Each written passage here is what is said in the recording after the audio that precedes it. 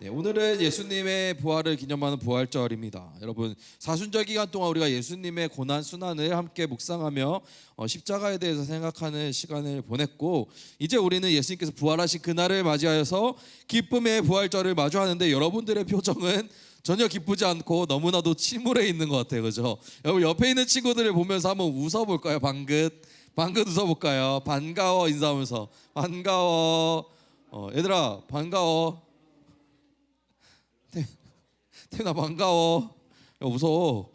야 웃어. 자, 네, 반갑습니다. 네, 우리 친구들, 우리 부활절 맞이해서 우리 여러분들 정말 기쁘신가요? 아니면 그냥 평범한 일요일 중에 하루인가요? 우리에게 부활의 기쁨이 없다면 도대체 왜 없는 것일까요? 그리고 부활의 기쁨이라는 것이 도대체 무엇일까요? 여러분, 오늘 말씀을 통해서 부활의 기쁨이 무엇인지, 그리고 도대체 부활절 날 내가 왜 감사하고 기쁨을 가져야 되는지 한번 그 상관의 관계에 대해서 한번 생각해 봤으면 좋겠어요. 자, 여러분, 예수님께서 십자가에서 죽으신 날은 무슨 요일이었을까요? 수요일, 금요일, 목요일, 월요일, 화요일, 수요일, 목요일, 금요일, 토요일. 네, 금요일이었습니다. 그리고 오늘 말씀은 그날로 이틀이 지난 일요일 새벽에 있었던 일입니다. 막달라 마리아, 그리고 또 다른 마리아라 이름을 가진 두 여인이요, 예수님의 시체가 안치되어 있는 무덤, 돌무덤을 향해 갔습니다. 옛날에는 저렇게 돌무덤으로 되어 있었대요. 근데 그 무덤 입구는 유대인 지도자들이 보내 경비원들이 지키고 있었습니다. 그 무덤의 입구는 큰 돌로 막혀져 있었다고 해요. 근데 오늘 말씀에 따르면 새벽에 큰 지진이 나고 하늘에서 내려온 천사가 돌무덤의 문을 열었다라고 기록하고 있어요. 그리고 그 무덤을 지키던 경비원 둘은 죽은 사람같이 되었다라고 말하는 걸로 봐서는 놀라서 기절한 것 같습니다. 무덤을 방문한 두 여인도 당연히 매우 놀랐을 것이에요. 땅이 흔들리고 예수님의 무덤을 막고 있던 돌이 사라진 예수님의 무덤에는 예수님의 시체가 보이지 않았기 때문입니다. 그리고 하늘에서 내려온 천사가 그 앞에 있었다는 것이에요. 그곳에서 두 여인은 두려움에 매우 떨고 있었습니다. 누구든 그랬겠죠. 경비원들마저 기절했는데, 그 훈련을 받은 군인들마저 기절했는데, 그 장소에 있었던 두 여인들은 당연히 놀랐겠죠. 지진이 일어나고 내 앞에 천사가 있고, 그런 장면을 보면은 이 지진과 천사란 두 단어만 봐도 모든 게 설명되는 것 같아요. 인간으로서 감당하기 아주 무서웠던 그 순간, 아주 놀라운 그 순간인 것이죠. 아주 초자연적인 현상들이 일어나고 하나님의 개입을 경험한 거예요. 그런데 이 여인들은요, 지진과 천사를 마주하기 전부터 이미 두려움에 빠져 있었어요. 왜 두려움에 빠져 있었을까? 무슨 두려움에 빠져 있었을까요? 이 두 여인들이 가졌던 두려움은요, 바로 예수님을 떠나보낸 슬픔과 더 이상 붙잡을 소망이 없는, 미래가 보이지 않는 그런 두려움이었다라는 것이에요. 더 이상 희망이 없는 그런 삶이었다는 것이에요. 그래서 그들은요, 슬픔에 잠겨서 할 수 있는 것이라고는 그저 예수님 무덤에 가서 예수님의 시체에 냄새가 더 나지 않도록 향유를 발라주는, 그거밖에 할 수 없었다라는 것이에요. 그렇게 두 여인이 슬픔과 두려움에 빠진 채 방문한 예수님의 무덤에서 보게 된 것이 비어있는 무덤이었다라는 것입니다. 그리고 그곳에서 듣게 되었던 것이 예수님께서 다시 살아나셨다는 소식이에요. 이 소식을 들은 여인들은 무서움과 큰 기쁨을 가지고 제자들에게 알리려고 뛰어갔다고 합니다. 8절 말씀 우리 같이 다시 읽어봅시다. 시작. 그 여자들이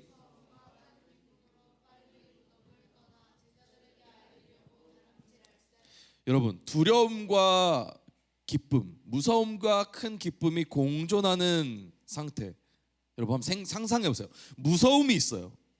근데 또 큰 기쁨이 있어요. 도대체 무슨 상태예요 이게? 무서우면서 기뻐? 무슨 상태일까? 아마 상상해 보면 처음에 제가 들었던 상상했을 때 처음 이 기분을 내가 어디서 끼워봤지? 무서운데 기쁨? 놀이동산에서 무서운 놀이기구를 탈 때, 혹은 바닥이 유리로 깔려있는 아주 높은 다리를 건널 때, 무서운데 뭔가 짜릿하면서도 뭔가 재밌는 그런 느낌이었을까요? 여기서 느끼는 두려움은요, 예수님의 무덤을 찾아올 때 들었던 그 두려움과 좀 다른 것 같아요. 예수님을 찾으러 올 때 여자들이 아까 두려워했다 했잖아요. 그때 두려움은요, 희망이 없는 두려움이에요. 내가 믿고 따랐던 예수님이 죽었어. 그럼 난 이제 도대체 뭘 믿고 따라야 되지? 내가 예수님이 뭔가 보여줄 줄 알았는데 우리 예수님이 죽어버렸어. 이제 나 뭘 믿고 따라가야 되지? 그렇게 느낀 두려움이었는데, 지금 느끼는 두려움은 어떤 두려움이에요? 지진이 나고 하나님이 보내신 천사가 있고 예수님이 다시 살아나셨다라는 그 목소리를 들은 하나님을 만난 그 두려움이라는 거예요. 하나님을 만나고 그 압도된 두려움이 지금까지 경험하지 못했던 두려움입니다. 그런데 도망치고 싶은 건 아니에요. 우리가 사실 무서운 걸 마주하게 되면은 도망치고 싶어지잖아요, 그렇죠? 무서운 상태에서 머물고 있고 싶은 사람은 없단 말이에요. 도망치고 싶어. 그 무서운 상황에서 벗어나고 싶어요. 근데 지금 이 두려움은 도망치고 싶은 두려움이 아니에요. 라틴어로요 이렇게 말해요. 미스테리움 트레멘둠 에트 파스키난스라고 말하는, 무슨 뜻이에요 이게? 두렵고 매혹적인 신비라는 뜻입니다.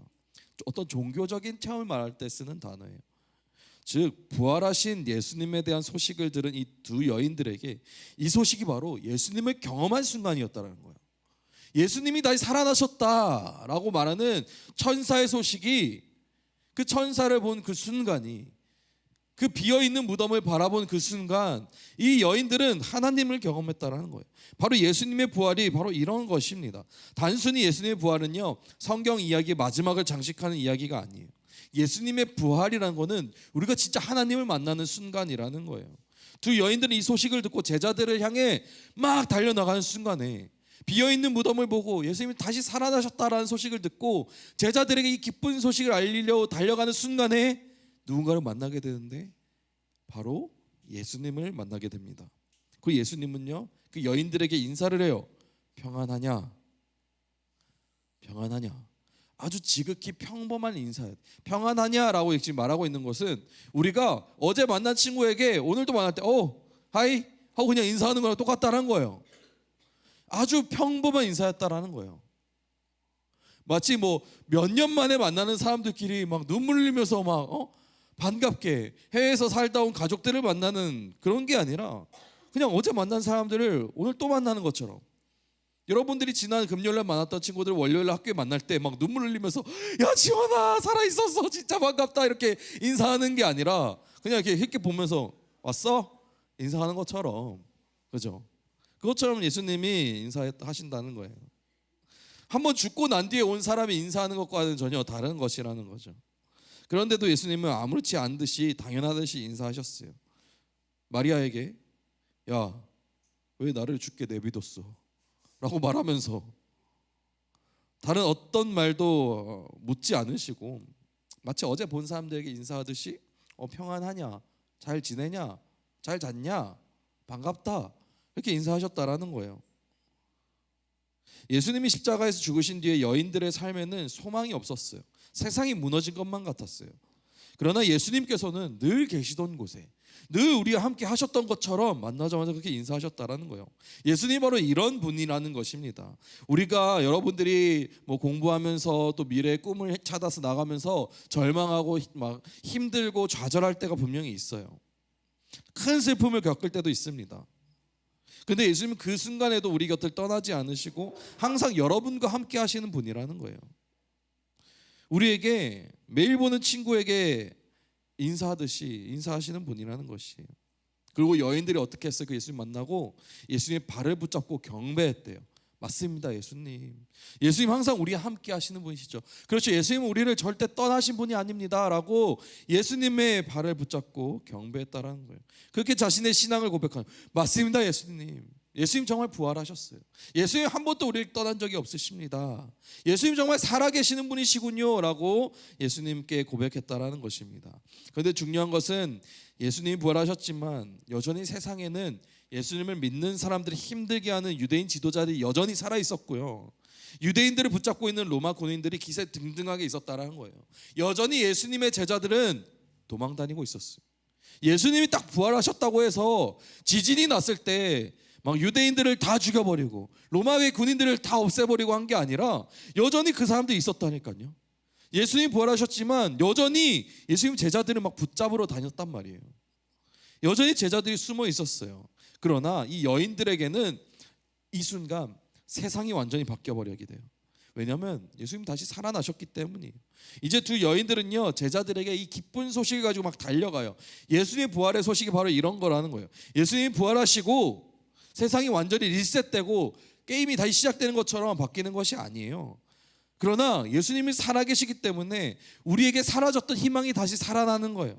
슬픔이요, 기쁨이 변화되게 되는 거예요. 예수님을 만난다는, 예수님의 부활이 하나님을 만난다는 게 여러분 그런 것이에요. 여러분들이 하나님을 경험하고 여러분이 예수님의 부활을 믿는다고 해서 여러분들이 고통받고 있었던 거, 뭐 아팠던 질병이 갑자기 뿅 하고 낫는다던가, 아니면 여러분들이 시험 성적 때문에 고민하고 있었는데 갑자기 아무것도 안 했는데 똑똑해져 갖고 시험을 100점을 맞는다던가, 여러분이 원하는 뭔가가 있었는데 그게 이루어지는 건 아닐 수 있어요.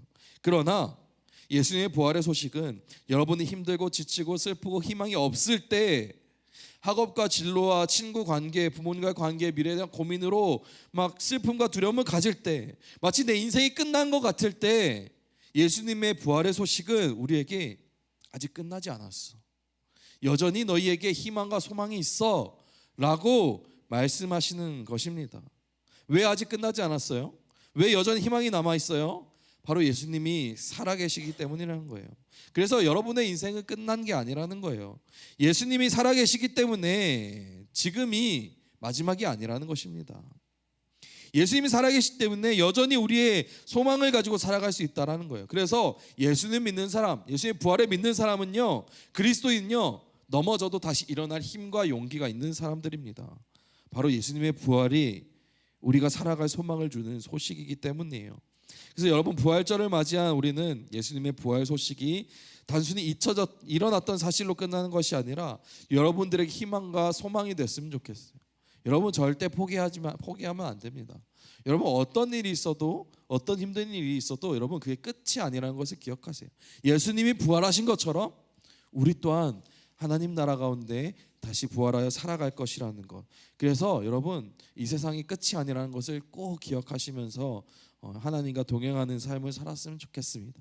늘 예수님께서는 여러분 곁에 계신 분이라는 사실을 꼭 기억하는 여러분들이 되었으면 좋겠습니다. 함께 기도하겠습니다.